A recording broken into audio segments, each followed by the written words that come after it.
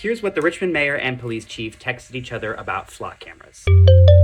Alright, so if you don't already know, flock cameras are automatic license plate readers. Richmond has 99 of these devices that capture information on who has been where and when. Under Virginia state law, police have access to that information for up to 21 days. The cameras have become controversial in recent years. Officials have insisted they're a critical tool in solving crimes, while critics have called them a mass surveillance technology that drops a dragnet over entire cities. Officials won't tell us where the cameras are. Don't worry, we're working on finding that out. But text messages and internal talking points we obtained show they're very aware of the PR issues with the cameras and are working to rehab their image. In one case, Mayor Danny Avula texted Police Chief Rick Edwards and his own communications staff to say it was time to saturate the public narrative with positive stories about flock. We're going to need to do a full court press on telling stories about where the cameras have helped us, Avula wrote. In response, Chief Edwards said he would be sure to stress the role that flock cameras played in solving 2 recent hit-and-run crashes that killed pedestrians. And sure enough, the 2 press releases in those cases emphasized that police had used flock to track down and arrest the drivers. But officials are also aware that the flock news